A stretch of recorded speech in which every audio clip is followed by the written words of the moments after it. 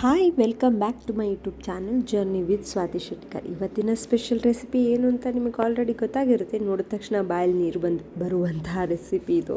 ನನಗಂತೂ ತುಂಬ ಫೇವ್ರೆಟ್. ಯಾರಿಗೆಲ್ಲ ತುಂಬ ಇಷ್ಟ ಅಂತ ದಯವಿಟ್ಟು ಕಮೆಂಟ್ ಮಾಡಿ. ಇದೇ ಇವತ್ತಿನ ಸ್ಪೆಷಲ್ ರೆಸಿಪಿ. ಕಡಲೆಕಾಯಿ ಚಿಕ್ಕಿ ಅಂತ ಕರಿತೀವಿ. ಕೆಲವರು ಕಡಲೆಕಾಯಿ ಬರ್ಫಿ ಅಂತ ಕರೀತಾರೆ. ಹಾಗೆ ಡಿಫ್ರೆಂಟ್ ಊರಲ್ಲಿ ಡಿಫ್ರೆಂಟ್ ಹೆಸರಲ್ಲಿ ಕರೀತಾರೆ. ಮೊದಲಿಗೆ ಶೇಂಗಾ ಬೀಜವನ್ನು ತೊಗೊಂಡು ಆಲ್ಮೋಸ್ಟ್ 300 ಗ್ರಾಮ್ಸಷ್ಟು ನಾನಿಲ್ಲಿ ಶೇಂಗಾ ಬೀಜವನ್ನು ತೊಗೊಂಡಿದ್ದೀನಿ. ಅದನ್ನು ಒಂದು ಬಾಣಲೆಯಲ್ಲಿ ಹಾಕಿ ಚೆನ್ನಾಗಿ ಹುರ್ಕೋಬೇಕು. ಮೀಡಿಯಮ್ ಫ್ಲೇಮ್ನಲ್ಲಿ ಇಟ್ಕೊಂಡು ನೀಟಾಗಿ ಹುರ್ಕೋಬೇಕು. ಟೈಮ್ ತೊಗೊಳುತ್ತೆ ಹುರ್ಕೊಳ್ಳೋದಕ್ಕೆ. ಆಲ್ಮೋಸ್ಟ್ 15 to 20 ಮಿನಿಟ್ಸ್ ಹತ್ತಿರ ಆಗುತ್ತೆ ನೀಟಾಗಿ ಅದು ಏನು ಹುರ್ಕೋಬೇಕಲ್ವ. ಸೊ ಅದಕ್ಕೋಸ್ಕರ ನೀಟಾಗಿ ಸಣ್ಣ ಊರಿನಲ್ಲೇ ಇಟ್ಟು ಚೆನ್ನಾಗಿ ಹುರ್ಕೋಬೇಕು. ಇದು ಹೇಗೆ ಪರ್ಫೆಕ್ಟಾಗಿ ಹುರಿದಿದೆ ಅಥವಾ ರೆಡಿಯಾಗಿದೆ ಅಂಥೇಳಿ ಈ ಥರ ನೋಡ್ತಾ ಇರ್ಬೋದು ನೀವು. ಇಲ್ಲಿ ಒಂದು ಕಡಲೆಕಾಯಿನ ತೊಗೊಂಡು ಸಿಪ್ಪೆನ ಈಸಿಯಾಗಿ ಬಿಡ್ಸೋಕ್ಕೆ ಬರ್ತಾ ಇದೆ ಅಂತಂದರೆ ಕಡಲೆಕಾಯಿ ಪರ್ಫೆಕ್ಟಾಗಿ ಹುರಿದಿದೆ ಅಂತ ಅರ್ಥ. ಸೊ ನೋಡ್ತಾ ಇರ್ಬೋದು ಈಸಿಯಾಗಿ ಬಿಡ್ಸೋಕ್ಕೆ ಬಂತು. ಸೊ ಅದಾದಮೇಲೆ ಈ ಥರ ಸಿಪ್ಪೆ ಎಲ್ಲ ಅದು ತಣ್ಣಗಾದಾಗ ಸಿಪ್ಪೆ ಎಲ್ಲ ಸ್ವಲ್ಪ ತಾನಾಗೆ ಬಿಟ್ಕೊಳ್ಳುತ್ತೆ. ಹೋಗಿಲ್ಲ ಅದನ್ನು ನಾವು ಕೈಯಲ್ಲಿ ಚೆನ್ನಾಗಿ ಏನು ಈ ಥರ ಕಿವುಚ್ಕೊಂಡ್ಬಿಟ್ಟು ಸಿಪ್ಪೆನೆಲ್ಲ ತೆಗೆದು ಗಾಳಿನಲ್ಲಿ ಹಿಡಿದ್ರೆ, ಅಂದರೆ ಗೇರಬೇಕು. ಇದಿರುತ್ತಲ್ಲ, ಗೇರುವಂತಹ ಒಂದು ಇದಿರುತ್ತೆ, ಅದರಲ್ಲಿ ಗೇರ್ಕೊಂಡ್ರೆ ನೀಟಾಗಿ ಆ ಸಿಪ್ಪೆ ಎಲ್ಲ ಸಪ್ರೇಟ್ ಆಗುತ್ತೆ.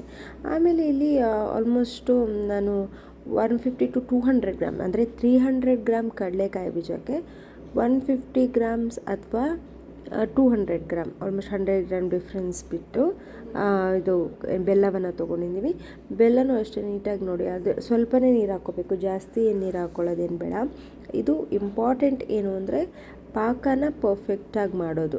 ಪಾಕ ಪರ್ಫೆಕ್ಟ್ ಆದರೆ ನಿಮ್ಗೆ ಚಿಕ್ಕಿ ಎನಿವೇಸ್ ತುಂಬಾ ಚೆನ್ನಾಗಿ ಬರುತ್ತೆ, ಕ್ರಿಸ್ಪಿಯಾಗಿ ಬರುತ್ತೆ, ಟೇಸ್ಟಿಯಾಗಿರುತ್ತೆ, ಈಸಿಯಾಗಿ ಕಟ್ ಮಾಡ್ಕೊಳ್ಳೋದಕ್ಕೂ ಬರುತ್ತೆ.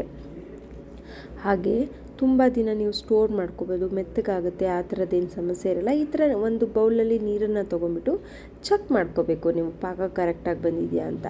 ಸೊ ಈ ಥರ ನೋಡಿ ಉಂಡೆ ಮಾಡಿ ಹಿಂಗೆ ಎಳೆದಾಗ ನೋಡ್ತಾ ಇರ್ಬೋದು ನೀವಿಲ್ಲಿ, ಒಂದು ಸೆಕೆಂಡ್ ತೋರಿಸ್ತೀನಿ. ಈ ಥರ ಎಳೆದಾಗ ಈ ಏನು ನೂಲಿದೆಯಲ್ಲ ಅದು ಕಟ್ಟಾದರೆ ಪಾಕ ಇನ್ನೂ ಚೆನ್ನಾಗಿ ಆಗಬೇಕು ಅಂತ ಅರ್ಥ.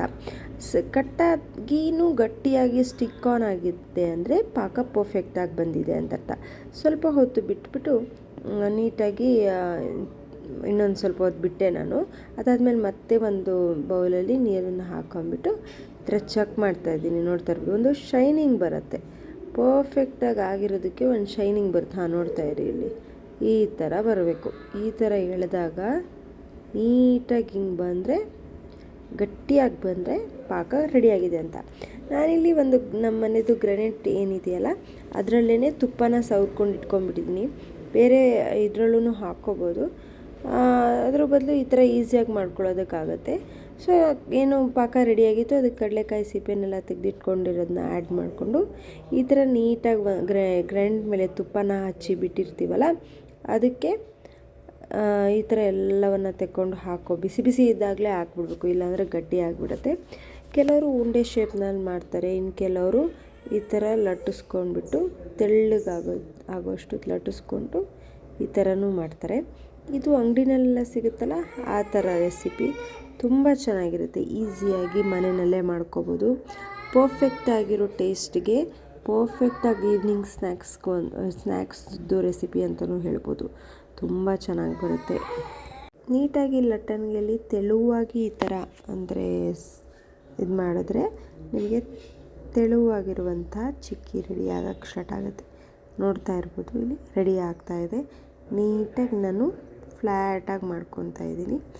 ಅದಾದಮೇಲೆ ಒಂದು ಚಾಕುನ ತೊಗೊಂಡು ಬಿಸಿ ಬಿಸಿ ಇದ್ದಾಗಲೇ ನೀವು ಯಾವ ಶೇಪ್ ಬೇಕೋ ಆ ಶೇಪ್ಗೆ ಕಟ್ ಮಾಡ್ಕೊತಾ ಬರಬೇಕು. ಇಲ್ಲಾಂದರೆ ಏನಾಗುತ್ತೆ ಗೊತ್ತಾ, ಗಟ್ಟಿ ಆಗಿಬಿಡುತ್ತೆ. ಸೊ ಗಟ್ಟಿ ಆದಮೇಲೆ ನಿಮಗೆ ಕಟ್ ಮಾಡೋದಕ್ಕೆ ಅಷ್ಟೊಂದು ಈಸಿಯಾಗಿ ಬರೋದಿಲ್ಲ.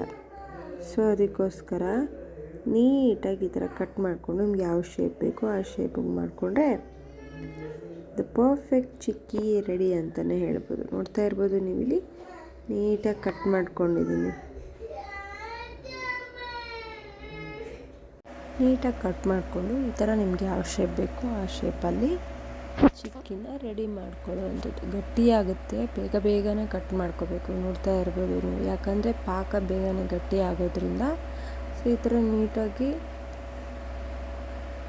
ಕಟ್ ಮಾಡಿಕೊಂಡು ಚಾಕು ತಗೊಂಡು ಚಿಕ್ಕ ಮಕ್ಕಳಿಂದ ಹಿಡಿದು ದೊಡ್ಡವ್ರ ತನಕನೂ ತುಂಬ ಇಷ್ಟಪಟ್ಟು ತಿನ್ನುವಂತಹ ಒಂದು ಸ್ವೀಟ್ ಅಂತಲೇ ಹೇಳ್ಬೋದು ಚಿಕ್ಕಿ. ನನಗಂತೂ ತುಂಬಾ ಇಷ್ಟ, ತುಂಬ ಚೆನ್ನಾಗಿ ಬಂದಿತ್ತು. ನನ್ನ ಮಗನಿಗೂ ತುಂಬ ಇಷ್ಟ ಆಯಿತು, ಮನೆಯಲ್ಲೆಲ್ಲರೂ ಇಷ್ಟಪಟ್ಟು ತಿಂದರು. ಸೊ ಇದೇ ಸ್ಪೆಷಲ್ ರೆಸಿಪಿ ಕಡಲೆಕಾಯಿ ಶೇಂಗಾ ಬರ್ಫಿ ಅಥವಾ ಕಡಲೆಕಾಯಿ ಚಿಕ್ಕಿ. ಇದು 1 ಅವರ್ ಅಷ್ಟು ಬಿಡಬೇಕು ನೀವು ತಣ್ಣಗಾಗೋಕ್ಕೆ. ಅದಾದಮೇಲೆ ಈ ಥರ ಕಟ್ ಮಾಡಿಕೊಂಡ್ರೆ ನೀವು ಶೇಪ್ ಕೊಟ್ಟಿದ್ರಲ್ಲ ಆ ಶೇಪ್ಗೆ ಪರ್ಫೆಕ್ಟಾಗಿ ಬರುತ್ತೆ. ನೀವು ಯಾವ ಶೇಪ್ ಕೊಡ್ತೀರೋ ಆ ಶೇಪಲ್ಲಿ ಪರ್ಫೆಕ್ಟಾಗಿ ಬರುತ್ತೆ. ನೋಡ್ತಾ ಇರ್ಬೋದು ನೀವು ಇಲ್ಲಿ ಈ ಥರ ಪರ್ಫೆಕ್ಟಾಗಿ ಬಂದಿತ್ತು. ತುಂಬಾ ಚೆನ್ನಾಗಿರುತ್ತೆ. ನೀವು ಮನೆಯಲ್ಲಿ ಟ್ರೈ ಮಾಡಿ, ಹೇಗಿದೆ ಅಂತ ಕಮೆಂಟ್ ಮಾಡಿ. Thank you.